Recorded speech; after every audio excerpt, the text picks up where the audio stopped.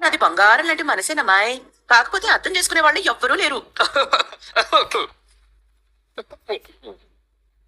ఏం పుట్టిందిరా నీకు? దగ్గు వచ్చిందమ్మా, దగ్గు. నీ మంచి మనసు గుర్తొచ్చి కళ్ళల్లో నీళ్లు కూడా వచ్చాయమ్మా. ఇంత మంచి అవతిని, ఇంత గొప్ప అవతిని ప్రపంచంలో ఇంకా గుర్తించలేదు. వీళ్ళతో మనకేంటి, నేను వెళ్తున్నాను శృతి. ఏ మరి నన్ను ఎవరు తీసుకెళ్తారు? ఇవాళ క్యాబ్ లో వెళ్ళు. అసలు అంత తొందర ఏంటి నీకు? మా కొత్త బాసు బిజినెస్ ప్లాన్స్ గురించి నాతో కలిసి డిస్కస్ చేయాలి, రమ్మంది. నేను వచ్చేదాకా నువ్వు కదలడానికి వీల్లేదు. బొమ్మల కొలువుకి ఇన్ని బొమ్మలు కావాలమ్మా? ఇవి సరిపోవు మావయ్య, ఇంకా కావాలి. మీరు చెప్పిన శృంగార భంగిమ ఇలాగే ఉంటుందా? ఇప్పుడు దాని గురించి ఎందుకో? మీ దగ్గర నాట్యం నేర్చుకునే రాధికా ప్రేమ్ కుమార్లు ఇలానే కనిపించారు నాకు.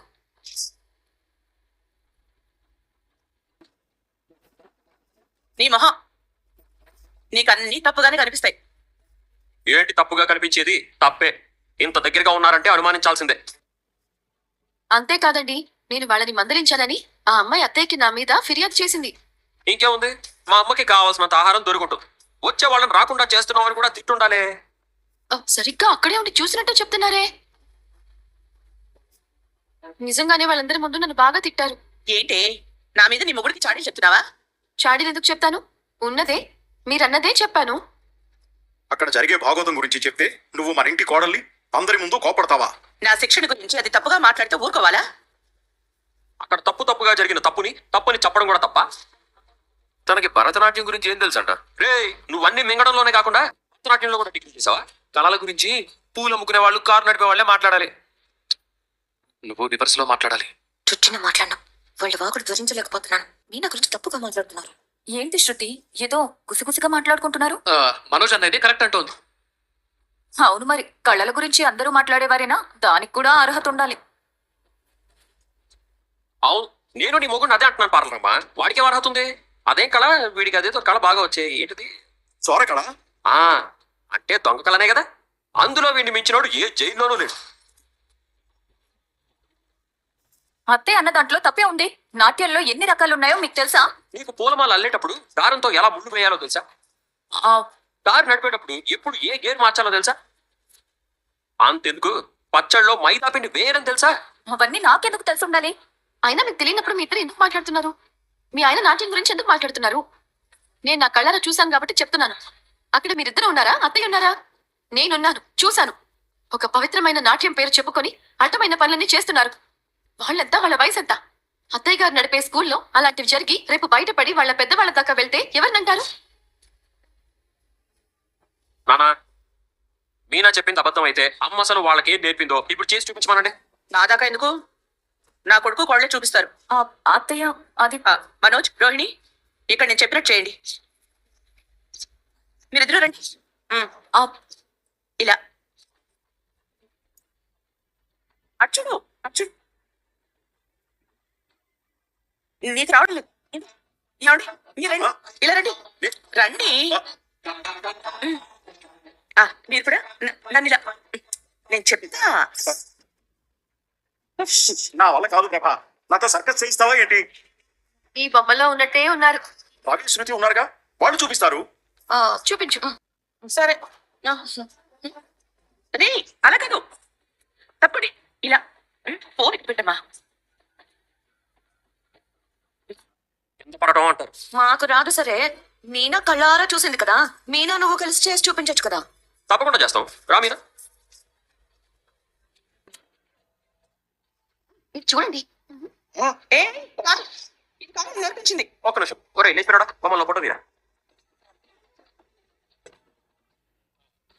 చాలు, ఎక్కువైంది, ఆపండి.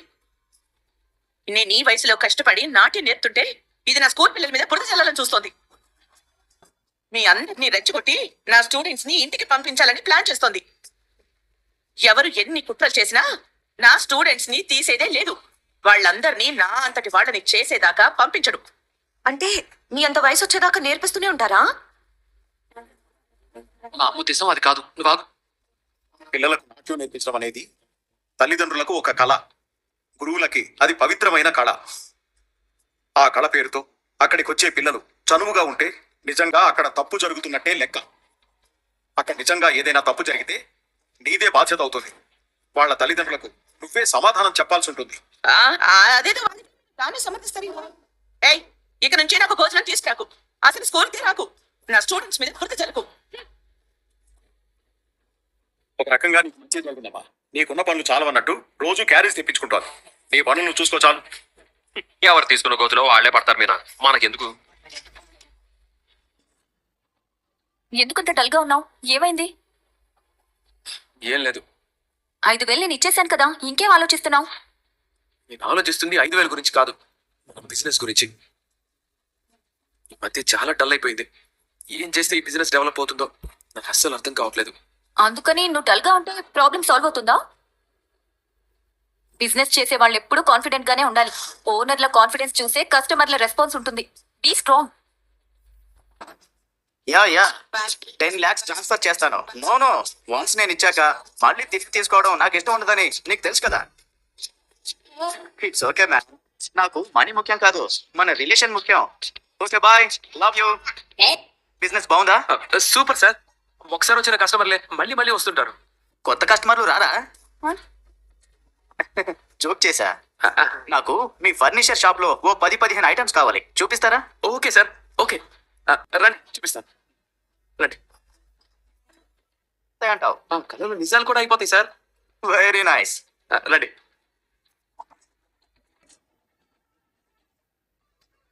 ఉన్నాయి కదా? ఉన్నాయి సార్. మార్కెట్ ధర కంటే తక్కువకే మీకు ఇస్తాను సార్. తప్పకుండా నేను మీ దగ్గరే కొనాలని ఫిక్స్ అయ్యాను. అలాగే సార్. త్వరగా కొటేషన్ ఇచ్చేయండి. కూర్చోండి. ఒక నిమిషం వెళ్ళారా, ఇప్పుడే వస్తాను సార్. ఓకే. కనీసం 10 లక్షల పైన అయ్యేలా ఉంది. చూసినా మనకి 2-3 లక్షల లాభం వస్తుంది. నేను చెప్పాను కదా మనకి టైం వస్తుందని. నువ్వే అనవసరంగా కంగారు పడుతుంటావు. ఇప్పుడు టెన్షన్ మొత్తం పోయింది. Yes. మీరు ఆర్డర్ ఇస్తే రేపే తెప్పిస్తాను. డోంట్ వరీ, హరీ ఏం లేదు. నాకు ఇప్పుడే అక్కర్లేదు, ఓ వారం తర్వాత ఆర్డర్ చేస్తాను. వారం తర్వాత? యా, నాకు డబ్బులు అప్పుడే వస్తాయి కదా. ఎక్కడి నుంచి సార్? నేను లాటరీకి వెళ్ళబోతున్నానుగా. లాటరీకి వెళ్ళబోతున్నారా? అవును, 10 రూపాయలు పెట్టి 1 కోటి రూపాయల లాటరీ టికెట్ కొన్నాను. ఆ లాటరీ ఖచ్చితంగా నాకే వస్తుందని జ్యోతిష్యుడు చెప్పాడు. ఆ మాట చెప్పడానికి జ్యోతిష్యుడు ఎంత తీసుకున్నాడు? జస్ట్ 516 రూపాయలు మాత్రమే. ఈ లాటరీ నాకే వస్తుందని చెప్పాడు. ఆ డబ్బుతో ఇల్లు కొందాం అనుకున్నాను. ఇల్లుంటే అందులో ఫర్నిచర్ ఉండాలి కదా, అందుకే ముందుగానే ఆర్డర్ చేసి పెట్టుకుందామని వచ్చాను. మేము నీకు మరీ అంత పని పాట లేని వాళ్ళలా కనిపిస్తున్నావా? హే మ్యాన్, ఎందుకు టెన్షన్ పడుతున్నావు? నాకు లాటరీ తగిలితే ఫస్ట్ మీ షాప్కే వస్తాను. ఇంకొకసారి లాటరీ అన్నావంటే చూడు, నాకు చాలా ప్రాబ్లమ్స్ ఉన్నాయి, నన్ను ఇరిటేట్ చేయకు. ఇలా చెప్పుకుంటూ పిచ్చోళ్ళ ఊరంతా తిరుగుతున్నావా? హే, వాట్ హ్యాపెండ్? కస్టమర్ అంటే దేవుడితో సమానం. నేను అడిగినప్పుడు ఐటమ్స్ చూపించి కొటేషన్ ఇవ్వడం ఓనర్ గా నీ బాధ్యత. అండర్స్టాండ్? వెయిట్ మ్యాన్, ఏంటిది? చాలా ఇంట్రెస్టింగ్ గా ఉంది. ఇది దేవుడు మళ్ళా మిగిలిన దాన్ని. ఓ, ఇదెందుకు వేసుకున్నావు? ఇది వేసుకుంటే నాకు మంచి జరుగుతుందని మా జ్యోతిష్యుడు చెప్పాడు కదా. నీకు ఈ మాట వేసుకుంటే మంచి జరుగుతుందని జ్యోతిష్యుడు చెప్పినప్పుడు నువ్వు నమ్మొచ్చు. దానికి నీ దగ్గర ఒక థియరీ ఉంది. నేను లాటరీ గెలుస్తానని నమ్మడానికి మాత్రం థియరీ లేదా? నీది నమ్మకం, నాది పిచ్చి. మీరు చేస్తే ఆదర్శం, నేను చేస్తే ఆవేశం. మీది ఆశ, మాది కక్కుర్తి.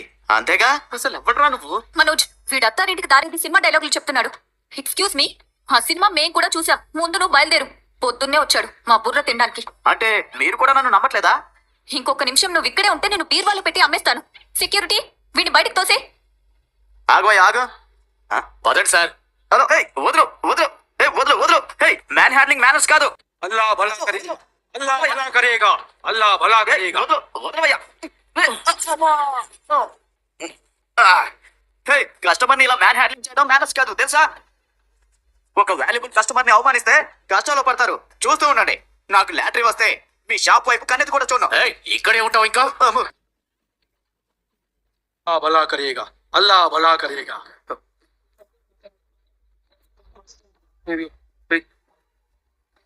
బాధపడకండి, తొందరలో ఈ వ్యాపారంలో రారాజుగా వెలుగొందుతారు. మీ నోటి చల్వా. నాకు మీరేమీ చెప్పక్కర్లేదు, ఇది తీసుకోండి. ఒక్క నిమిషం, ఈ లెటర్ మీకు ఎవరిచ్చారు? అందులోనే ఉంది, చూడండి. గురించి తెలుసుకోవాలంటే వచ్చి గుడిలో తెలుగు.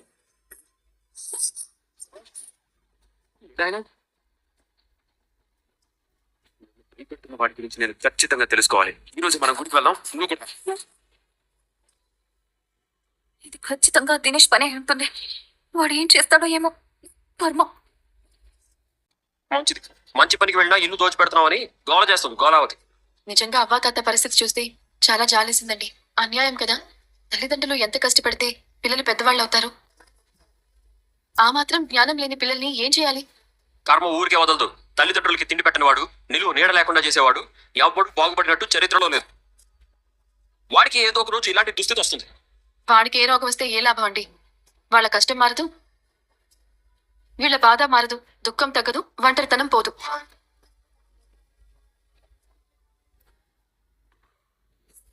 ఈ వయసులో వాళ్ళకి కనీసం మాట్లాడుకోవడానికైనా ఒకళ్ళు ఉండాలి. పదండి. ఎలా ఉన్నారు తాత? బాగున్నావు.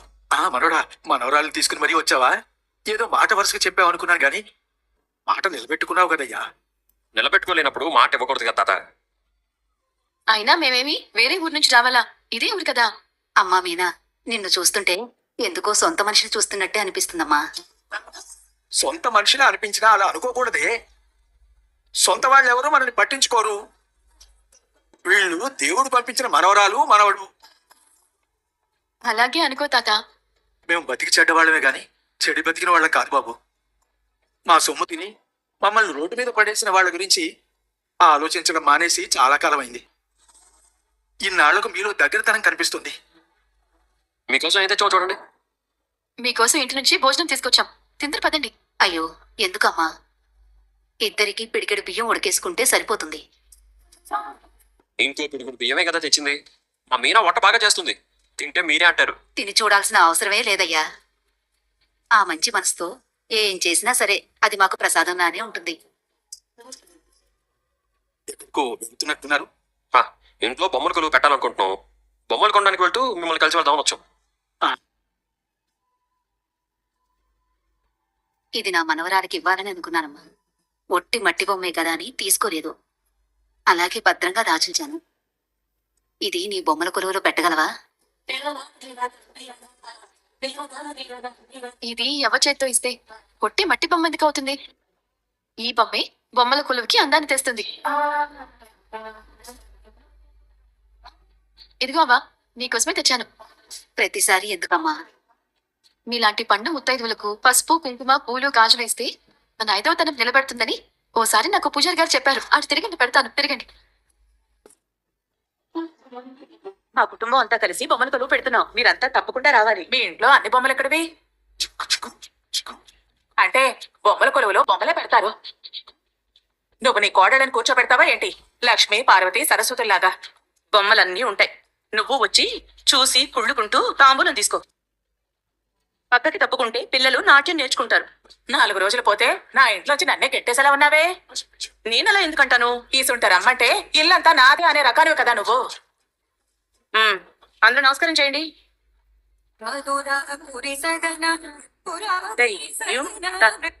చెప్తున్నాను, ఒక పవిత్రమైన నాట్యం పేరు చెప్పుకొని అడ్డమైన పనులన్నీ చేస్తున్నారు.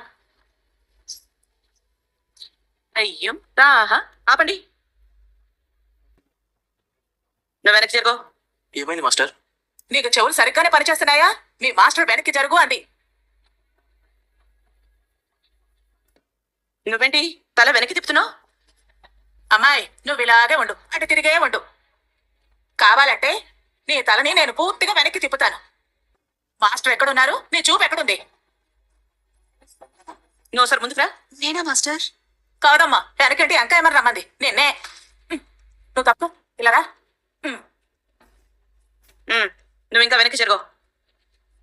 ఇంకా ఇంకా వెనక్కి జరిగితే గోడ తగులుతుంది మాస్టర్. గోడ బద్దలు కొట్టుకుని ఇంటి వెనకాల నిలబడమని లేదు, కాస్త వెనక్కి జరగమంది. ఏదైనా ప్రాబ్లమా మాస్టర్? ఎవరిని ఎక్కడ ఉంచాలో నాకు బాగా తెలుసు. ఎదురు ప్రశ్నలు వేయకు. చూపు ఎక్కడుండాలో అక్కడే ఉండాలి. అర్థమైందా? అర్థం కాలేదు మాస్టర్. ఓ బెత్తం తీసుకొస్తాను, అప్పుడు బాగా అర్థమవుతుంది. అవసరం లేదు కామాక్షి. కుదురుగా నేర్చుకుంటే ఉంటాడు. దిక్కులు చూస్తే పోతాడు. నేను చెప్పింది ప్రాక్టీస్ చేయండి. నేను విడిగా కూడా రాధికతో కలిసి ప్రాక్టీస్ చేస్తున్నాను మాస్టర్. ఈ రోజు నుంచి ఎవ్వరూ విడిగా ప్రాక్టీస్ చేయాల్సిన అవసరం లేదు. క్లాస్ లో చెప్పింది ఒళ్ళు దగ్గర పెట్టుకుని చేస్తే చాలు. కానివ్వండి. ఏంటది? మీనా తిని కూర్చోలేక ఏదో ఒక సమస్య పుట్టిస్తూనే ఉంటుంది కదా. నువ్వు మీనాకి సమస్యలు రాకుండా చేస్తే చాలు. అయినా తను ఏం చేసింది? ఆ ఇద్దరి గురించి ఇంట్లో ఏదో చెప్తోంది. అందుకేనా వాళ్ళిద్దరిని విడదీసింది. నువ్వేమైనా గమనించావా? మొదటి రోజు నుంచి గమనిస్తూనే ఉన్నాను. నీకేమనిపిస్తోంది? ఏదో ఒక రోజు నా కొంప ముంచేలా ఉన్నారనిపిస్తోంది. నీ కొంపకేమవుతుంది? నా కొంపలోనే కదా నువ్వు డాన్స్ స్కూల్ పెట్టింది. ముందు నా ఇంటికి పోలీసులు వస్తారు, తర్వాత నేను నీ ఇంటి అడ్రస్ చెప్తాను. అప్పుడు నీ కొంప కూడా మునుగుతుంది. ఎందుకో పోలీసులు వస్తారు? వాళ్ళు ఇక్కడ లవ్ చేసుకుని ఇంటి నుంచి పారిపోయారంటే 2 కుటుంబాలు పోలీసులు వచ్చి నా ఇంటి మీద పడతారు. నేను మాత్రం అప్పుడు నీ ఇంటి అడ్రస్ ఇచ్చి పంపుతాను. మీనా చెప్పిందంటే అందులో ఏ మాత్రం అనుమానమే లేదు. నాకు కూడా వాడు ప్రవర్తన చూస్తే ఒళ్ళు మండిపోతోంది. నువ్వు నన్ను బెదరగొట్టుకో. వాడి మొహం చూసావా? భరతనాట్యం నేర్చుకోవడానికి వచ్చినట్టున్నాడా? ఓ గోని సంచ భుజాన్ని వేసుకుని వీధిలో కాగితాలు ఏరుకునే వాళ్ళ ఉన్నాడు. వాడు ఆ పిల్ల కోసమే చేరినట్టున్నాడు. ఇదిగో ఇప్పుడే చెప్తున్నాను వదినా, నా ఇంట్లో ఇలాంటి దరిద్రాలు జరిగితే మాత్రం నేను అస్సలు ఊరుకోను. ఇక మీ అన్నయ్య నన్ను ఈ ఇంటి చుట్టూ తిప్పించి ఆపు. అలాంటిది ఏం జరగదు. ముందు నువ్వు కాఫీ తాగు. ఉమ్, ఇవాళ ఆకాశరామన్న బండారం బయట పెట్టి వాడు అంతు చూస్తాను. బాడీగార్డ్. ఎస్ బాస్, నేనేం చేయనక్కర్లేదు. వాడిని కింద పడేసి నేను పైన కూర్చుంటే చాలు. మీరిద్దరు వెళ్ళండి. ఎందుకు? నువ్వు వాడి బండారం బయట పెట్టడం కాదు, వాడే కనుక తినేసి అయ్యుంటే నా బండారం బయట పెడతాడు. ఇవాళ మనం టెన్షన్ పడ్డాం, ఇప్పుడు భయపడతావేంటి? లేదు లేదు, నాకు మెసేజ్లు వస్తున్నాయి. క్లయింట్స్ వెయిట్ చేస్తున్నారు, నేను వెళ్ళాలి. ఇది అంతకంటే ఇంపార్టెంట్ విషయం రోహిణి. ఇంత టెన్షన్ పెట్టిన వాడిని మామూలుగా అయితే నువ్వు వదలవు కదా. ఇప్పుడు ఎందుకు భయపడుతున్నావు? మన దగ్గర కింగ్ కాంగ్ లాంటి బాడీ గార్డ్ ఉన్నాడు. వాడిని చూడగానే నీకు సైకి చేస్తాను. నువ్వు వచ్చి కదలకుండా పట్టుకో. సరే బాస్. ఓ నిరంజన్, స్వామి అయిపోతుందన్న. ఏం కాదు, నీ పని అయిపోద్ది. అలాగే స్వామి. ఈ స్వామిజీకి వాడి గురించి తెలిసేమో కనుక్కుందాం. రా రోహిణి. ఓం ఓ నిరంజన్, ఏంటి నీ ప్రాబ్లం? వచ్చా వెతకుండానే పని గురించి చెప్పాడు కదా. రా రా రా. నువ్వు రా రోహిణి. దో నిరంజన్, స్వామిజీ. దో నిరంజన్. స్వామిజీ, అందరూ ఏక్ నిరంజన్ అంటారు కదా, మీరేంటి దో నిరంజన్ అంటున్నారు? నాకు ఒక కవల సోదరుడు ఉన్నాడు.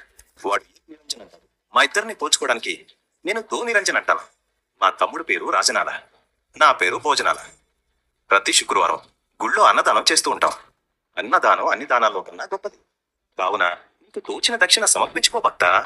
స్వామిజీ, నాకు ఒక సమస్య వచ్చింది. దాన్ని వెతుక్కుంటూ గుర్కొచ్చాను. విధి చాలా విచిత్రమైనది బిడ్డ. నువ్వు వెతికేది నీ కళ్ళెదురుగా ఉన్నా నువ్వు కనిపెట్టలేవు.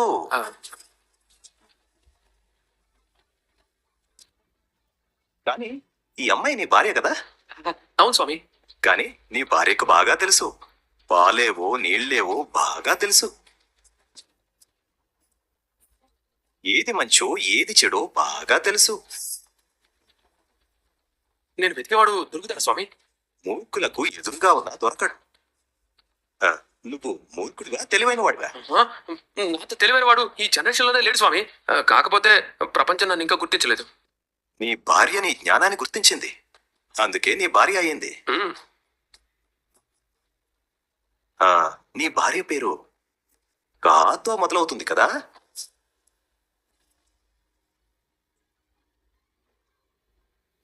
జన్మనామం ప్రకారం రాతోనే పేరుండాలి, కానీ రో అనే అక్షరంతో పిలువబడుతుంది. వ్యవహార నామం అదేనా?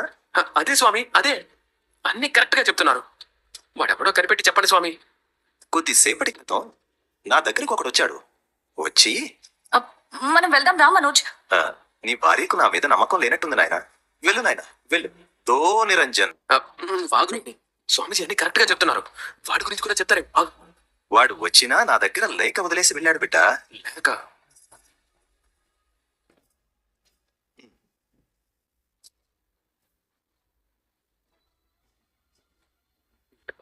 చూసి నువ్వు ఎంత భయపడ్డావో నాకు తెలుసు. ఇస్తాను, దాని ప్రకారం నేను ఎవరో కనుక్కోవచ్చు. నీ తెలివితేటలకి ఇదో పరీక్ష. పవన్ కళ్యాణ్ సినిమాలోని ఒక సినిమా పేరే నా పేరు. బాడీగార్డ్, పవన్ కళ్యాణ్ సినిమాల పేర్లు చెప్పు. అజ్ఞాతవాసి, అత్తారింటికి దారేది, తమ్ముడు బాలు. తమ్ముడు బాలు అంటే తమ్ముడు బాలు గడే. అదేమై ఉండదు. అనవసరంగా నువ్వు బాలు అనుమానించుకో. నిజమో కాదో స్వామీజీని అడుగుతాను. స్వామీజీ ఒక్క నిమిషం. ఈ ఫోటోలో ఉన్నవాడేనా మీకు లెటర్ ఇచ్చిపోయింది?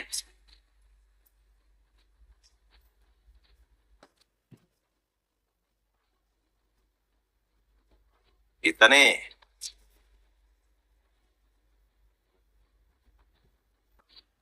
నా తమ్ముడు చూసావు రోహిణి, నా పక్కనే ఉంటూ ఎంత పని చేశాడో. ప్లీజ్ మనోజ్, బాలు ఏది దొంగ తిరుగుడుగా చేసేవాడు కాదు. ఏం చేసినా డైరెక్ట్ గానే చేస్తాడు. అర్థం చేసుకో.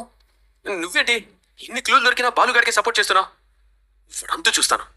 పద. మనోజ్, బిడ్డా 30 లక్షలు సమర్పించుకునే వరకు ఇటువంటి అశుభాలు జరుగుతూనే ఉంటాయి, గుర్తుపెట్టుకో.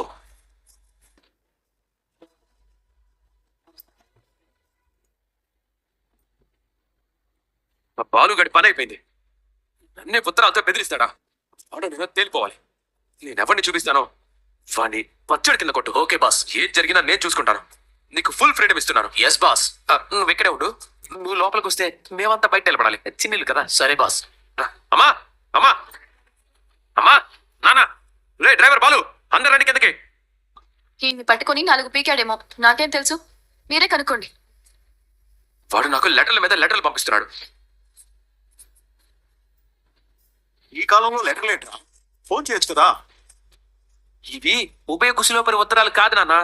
ఆకాశరామన్నలాగా ఊరు పేరు లేకుండా నన్ను బ్లాక్మెయిల్ చేస్తూ రాస్తున్నాడు.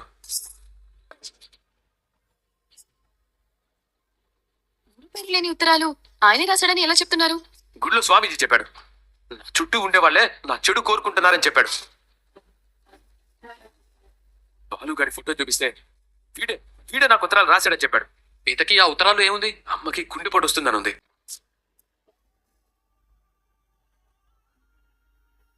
అవును, ఆ విషయం నాకు తెలుసు. రే, ఇందులో నీ గురించి కూడా రాశాడు. రవి గురించా?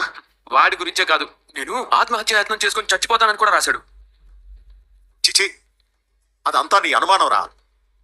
ఆయన ఎప్పటికీ అలాంటి పనులు ఎప్పుడూ చేయరు. ఏంటి మీరు నమ్మటం లేదా? కావాలంటే రోహిణిని అడగండి. అవును, అలాంటివే 2-3 లెటర్లు ఎవరో ఇచ్చి వెళ్ళారు. మరి మా ఆయన అంటాడేంటి? మీ ఆయన వాడే చేసుంటాడు, రాసుంటాడు. కన్న తల్లికి గుండె పొట్టని ఏ కన్న కొడుకైనా రాస్తాడా? వాడు నీ కన్న కొడుకని, నువ్వు వాడి కన్న తల్లివని ఇప్పుడే గుర్తొచ్చిందా? బాలు ఇలాంటి పని ఎప్పటికీ చేయడం. మా ఆయన కొళ్ళు మండితే ఏ వేళ్ళో కాళ్ళో విరిచేస్తాడే తప్ప ఇలాంటి వెర్రి మొర్రి ఉత్తరాలు రాయరు. వీడు బాగా సంపాదిస్తున్నాడని అసూయతో చేస్తున్నారు. అంత అసూయపడే మనిషి అయితే బాగా సంపాదించుకోమని ఫర్నిచర్ షాప్ ఎందుకు ఇప్పిస్తారు? ఎందుకు మా ఆయనే ఓనర్తో మాట్లాడి ఒప్పిస్తారు? మీ ఆయన ఏదో అంటున్నాడు, మా ఆయన ఏదో చేస్తానన్నాడా? మీనా వాళ్ళ ఆయన ఇదంతా చేశాడా? స్వామీజీ అబద్ధం చెప్తాడా? ఇప్పుడు నాకు పూర్తిగా అర్థమైంది. వాడు విండి ప్రశాంతంగా బ్రతకనివ్వడు. వెళ్ళండి, ఈ ఇంట్లో నుంచి మీరిద్దరు వెళ్ళిపోండి. ఏం మాట్లాడుతున్నావు నువ్వు? నేను నిజమే చెప్తున్నాను. వాడు వీణ్ణి రోహిణిని చూస్తే ఎప్పుడు ఓర్వలేడు. అందరికన్నా బాగా సంపాదిస్తుంటే చూసి తట్టుకోలేడు. ఎందుకు అనవసరంగా ఆయన మీద నిందలు వేస్తున్నారు? మా ఆయన ఏదైనా ఎదురుగా నిలబడి ధైర్యంగా మాట్లాడతారు. ఇలా పిరికోళ్ళ వెనకుండి బెదిరించరు. వాడేమైనా ఇంతకు ముందు కలికి యుద్ధం చేశాడా? మా ఆయన గురించి నాకు బాగా తెలుసు. లేదు, వాడే చేసుంటాడు. ఇక మీరిద్దరూ ఈ ఇంట్లో ఉండడానికి వీల్లేదు. ఎందుకు వీల్లేదు?